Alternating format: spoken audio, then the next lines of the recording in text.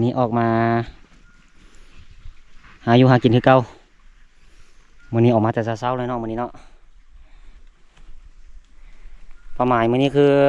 มาเบิ่งกอหมอกฟาดเนาะหมอกฟาดที่เฮายิงหั่นมาแต่เช้าว่าสิมาเบิ่งว่ามีกระหอกมีนกเป้าเข้าบ่เฮายิงสุดก่อนหั่นถือว่าบ่เข้าเนาะเป็นเฮาบ่ได้มาเช้านกจะลกกับบ่ทันเห็นเนาะจะได้ติดตามนำกันเนาะคันว่าบ่มีนกอันใหญ่แท้ก็สิยิงเลยเนาะนกน้อยนกหยังก็สิยิงคือเก่าหั่นแหละเนาะสั่งแต่กระจรละกล่องนั้นน่ะกระจรมักเฮ็ดเส้นตลอดเนาะกระจรมักกินตลอด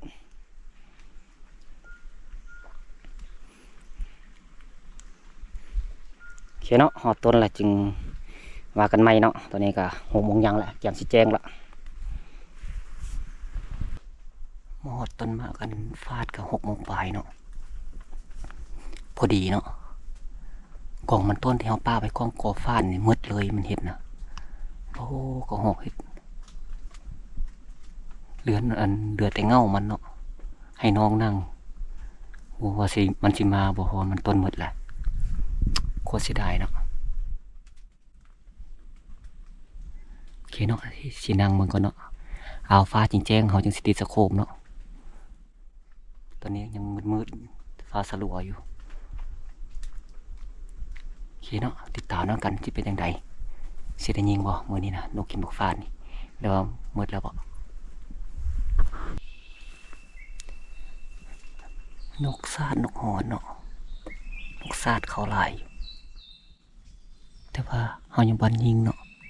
เฮาท่าเอาสวยๆนิดนึงก่อนเพราะว่าให้น้องยิงกล่องอ้อยลุ่มเนาะเรายิงบาทหนึ่งละแต่ว่าเดี๋ยวนี้อันของออกมันท่วงอยู่ตลอดมันไม่ยอมเข้าโอ้ยมันสิอดใจได้เนาะนกบินมาปะนี่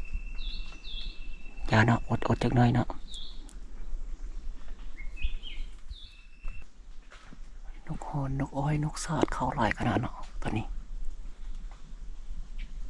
แต่ว่านกใหญ่หวานเข้าเอาท่าเบิ่งนกเป้ากับนกจรกเนาะถ้าเบิ่งจักหน่อยเขาบอกมาแท้ก็สิยิงนกน้อย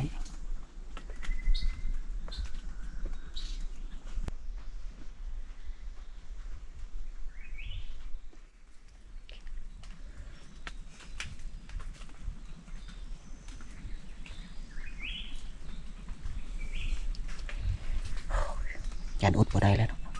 ยิงนกน้อยแล้วอันนี้นกซาด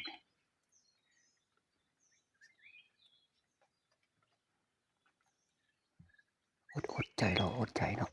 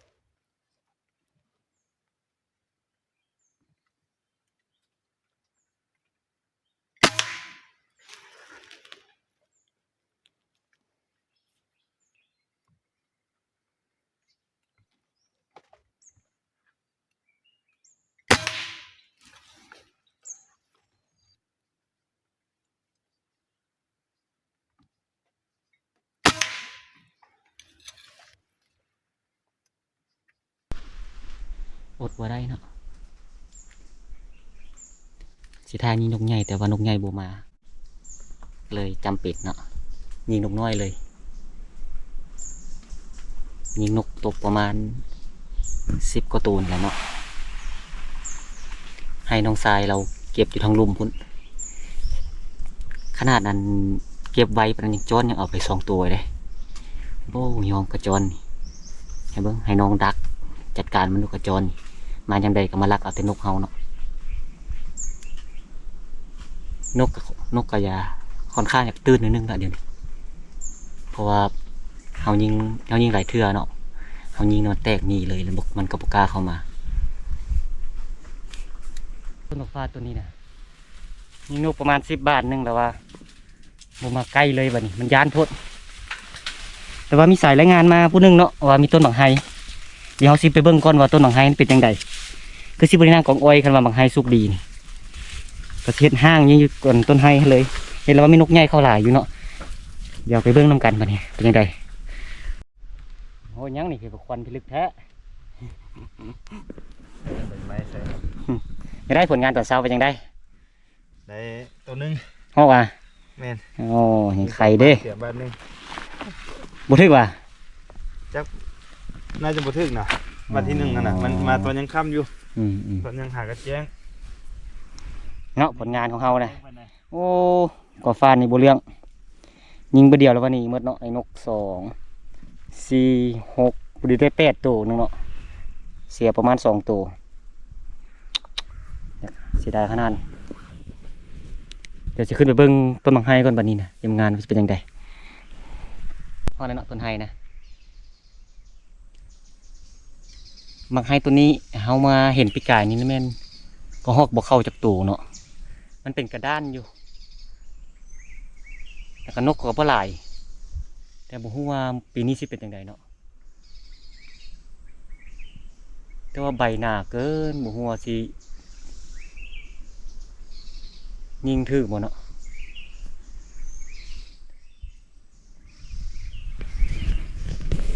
นี่เนาะ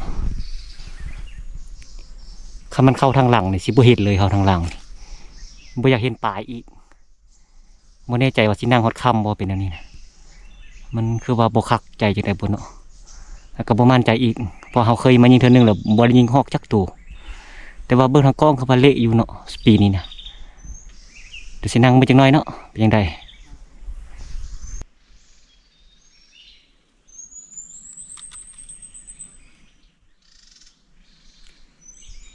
มีแต่นกหอนเนาะเข้าเนาะแต่ว่าโอ้ซอกบ่เห็นเลยฮกอยู่แล้วก็เห็นมันเข้าแต่ว่าซอกโตมันบ่เห็นยิงบ่ได้เนาะเป็นมาหลายสิยิงให้เบิ่งเนาะ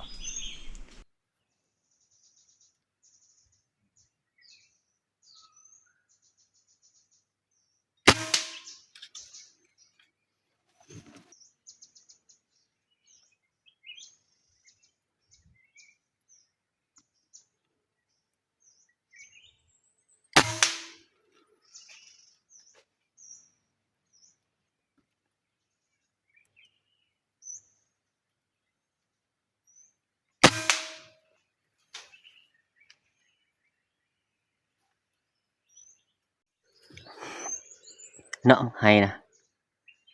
จะเป็นบางให้เหลืองๆเนาะปีนี้น่าจะบอกกระดันบ่ว่าเห็นนกหอนเข้ามาเนาะถ้าว่าบ่เป็นกระดันนี่คิดว่าน่าจะมีข้อฮอกอยู่เนาะแต่นกเป้านี่มีอยู่เนาะแต่ว่ามาแล้วบ่เห็นมันเป็นป่าใบตึบโพดง่าที่เขาจะยิงก็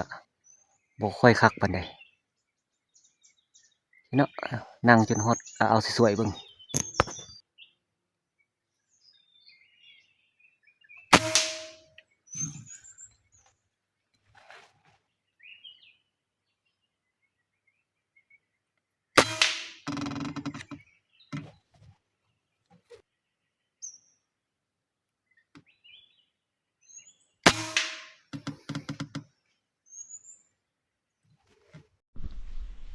คือสีบ่เรื่องเลยเนาะยิงนกตกไป5 ตัวเนาะแต่ว่าไปสอบได้แต่2 ตัวนึงมันง่ากว้างแล้วก็เป็นสะเลิมทั้งเทิงเนี่ยเนาะสีบอลนั้นไปไหนเนาะคิดว่าน่าจะกลับไปกองอ้อยแล้วเนี่ยนี่นะบุทรงคือไปไหนเนาะ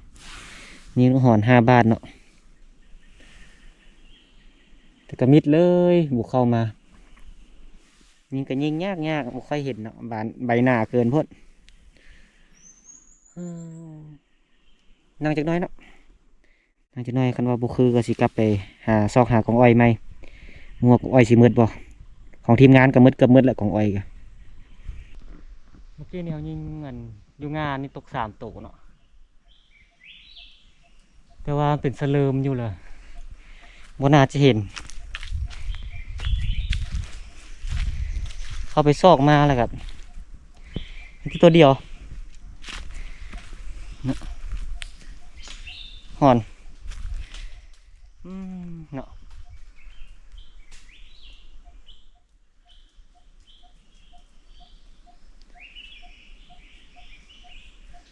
เป็นไงเนาะถอยกำลังบ่นั่นนี่เนาะยาเนาะถอยกำลังซะอยู่ก็คือสิบ่ได้ดอกนั่นนี่ไปนั่งของอ้อยดีกว่าเนาะของอ้อยน่าจะได้ยิงกว่าโอเคเนาะฮอดแล้วของอ้อยเฮาสิมานั่งเนาะโอ้หอยสิเป็นหนูนะหลายนะกล่องนี่เฮาไว้หลายเลยเนาะหอยแคยวมือเศร้านี่น่าจะกระหอกเนาะหมดเลยตัวนี้ก็ยังแต่หัวเดียวเนาะแกกินนี่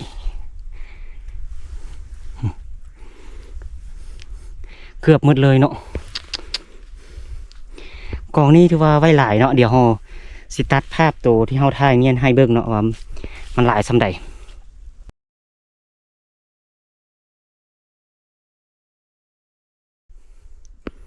แต่กระบติเนาะพอเฮาปะไว้หลายมือโพดนี่14 มื้อตอนนี้นะของหมู่ของแต่ละกล่องหมดเลยกล่องไม้เฮามื้อเช้านี่ก็หมดอ๋อสมควรเนาะสิยิงบนเก่าเนาะอยู่หั่นเนาะเดี๋ยวสิตัดอันใบตองมาปกตืมหน่อยนึงให้มันตึบๆหน่อยนึงเนาะเพื่อการมันตื่นโอเคเนาะติดตามเนาะกันตอนนี้ก็12 โมงสินั่งแต่สวะแต่เว้นเลยเนาะมื้อนี้นั่งแต่เว้นเลยเพราะว่ามันมีฮอกที่มาเว้นๆแน่เนาะอยู่นี่กองนี้ถือว่าเสื้อสุดท้ายแล้วสิมายิงนะเฮาเฮ็ดกองใหม่อันกองหนึงละโอเคติดตามเนาะกันจะมาหรือบ่มานเดี๋ยวเนาะภูมิเฮาเนาะแต่ว่าทางในจุดมืดเลยคิดว่ามันน่าจะบ่เห็นเฮาเนาะโอเคเดี๋ยวสิติดสโคปเลยสิแบนเบิ่งจังหน่อยเนาะติดตามน้องกันว่าจะยิงได้ยิงจากตัว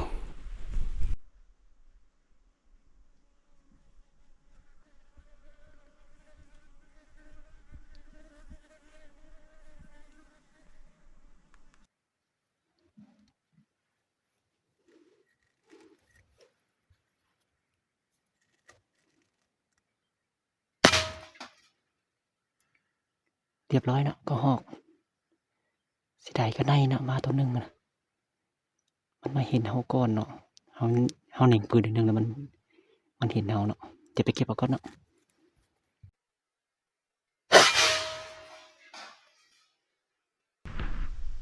อันนี้อยู่เทิงนี้เนาะตกลงลุม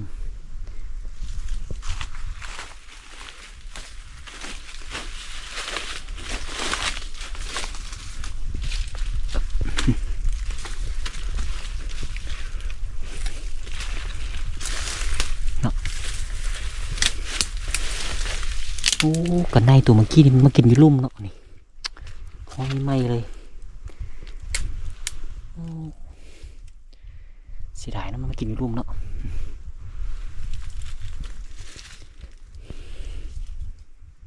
โอ้เสียดายกันในตัวนั้นเนาะ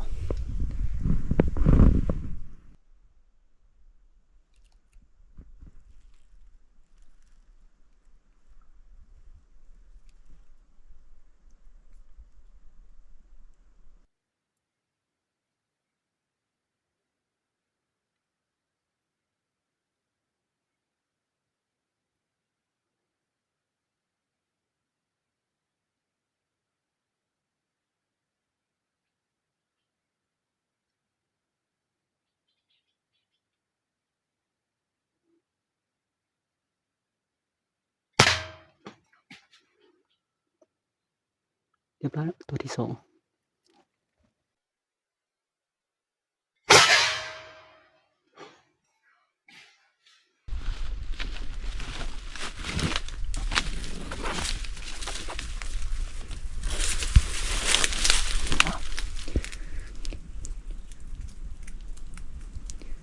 มื่อกี้นี่มันมา2ตัวพร้อมกันเนาะแต่ตัวนี้ไปไล่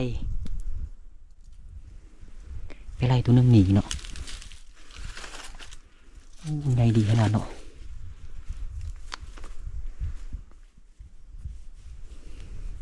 โอเคเดี๋ยวนั่งต่อเนาะ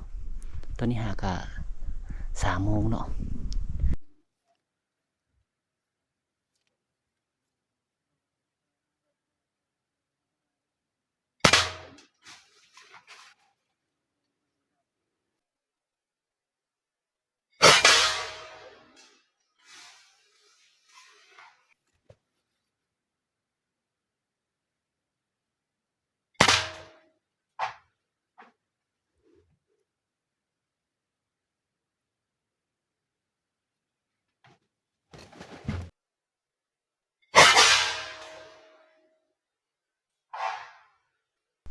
มาเก็บกระหอกตัวที่4เนาะตัวที่3ประสบบ่เห็นนี่ตัวผู้เนาะตัวที่3เขาเนี่ยใส่หัวคักบ่คักแต่ว่าตกปุลงแล้วว่าบ่เห็นเนาะก็บ่เห็นดิ้นปานใดนะเดี๋ยวสิซอกอีกจักหน่อยเบิ่งก่อนคันบ่เห็นกับมือแรงสิซอกเต็มที่เนาะ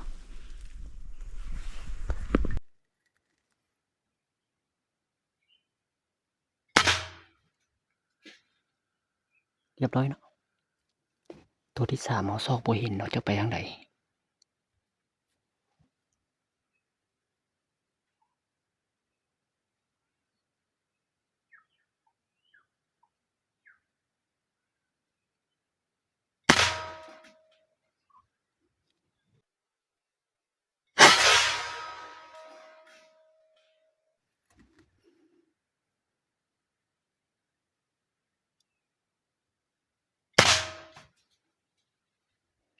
เรียบร้อยเนาะ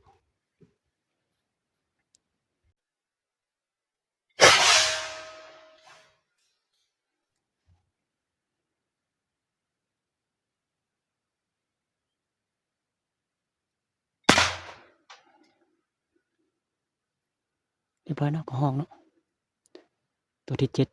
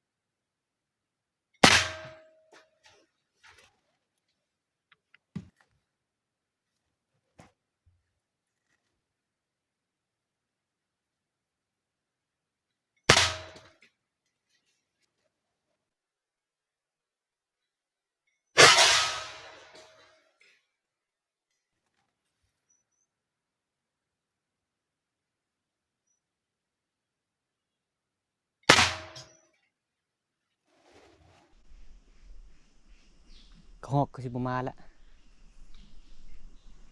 เฮ็ดมิดโดนเตอร์ไปเนาะแต่ฟ้ายังบ่แจ้งฟ้ามันบ่ปานใดเนาะมีเสียงปืนดังปังซ้ำทายอยู่เนาะฟ้ายังสลัวอยู่เก็บกระหอกเนาะยังกระหอก ยังกระหอก3 ตัวกับกระจรตัวหนึ่งกระจรมาค่ำๆเนาะบานเก็บเนาะตัวหนึ่งตัวที่2อยู่นี่เนาะ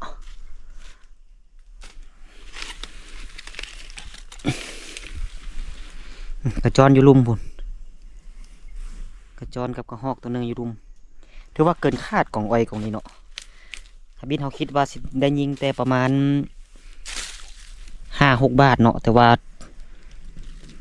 ได้ยิงฮอดอัน13 บาทเนาะแต่ว่าได้12ตัวเนาะอีกตัวหนึงหั่นน่ะมันยิงใส่หัวคักบ่คักเอาลูกสลักยิง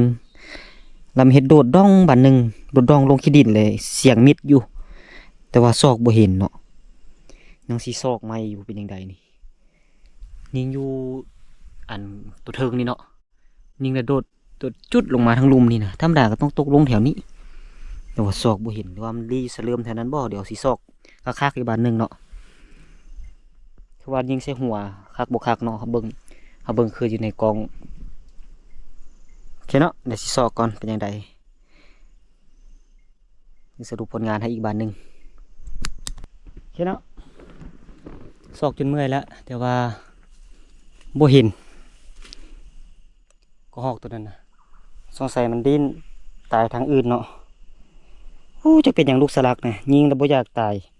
ธรรมดาลูกสลักยังตายดีเนาะแห้งปะทะมันหลายแล้วมันเฮ็ดให้อันก็หอกมัน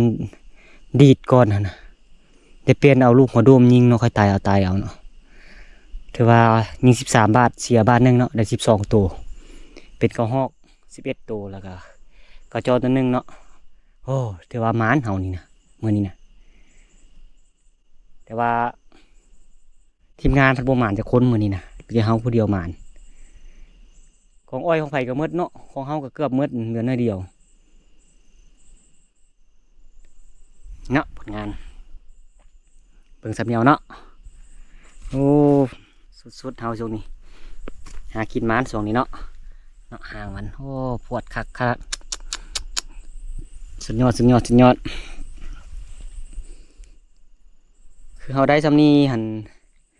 เฮาแบ่งกันก็ได้พูดละ2-3ตัวเนาะเพราะว่าเฮา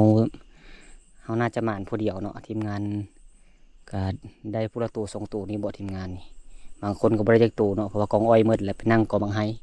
พอบางไห้พัดก็ฮอกบ่เข้าเลยเนาะบ่อยากเลือกนะกองบางไห้ปีนี้นะทั้งนกทั้งหยังเนาะเฮาไปนั่งยิงกับนก 4-5 บาทโอ้หนูน้อยก็แล่นลิบมาอยู่เนาะกองอ้อยเฮาเห็นเนาะเขียมกับก้อนบัดนี้นะก็ขอบใจหลายเด้อที่เข้ามารับชมเนาะแต่ต้นจนจบสถานีก็ขอให้ทุกคนเนาะสุขภาพแข็งแรงปราศจากโรคภัยไข้เจ็บต่างๆสำเร็จในหน้าที่เวียงงานสิกลับไปหาทีมงานแล้วก็สิกลับเลยเนาะเจอกันใหม่คลิปต่อไป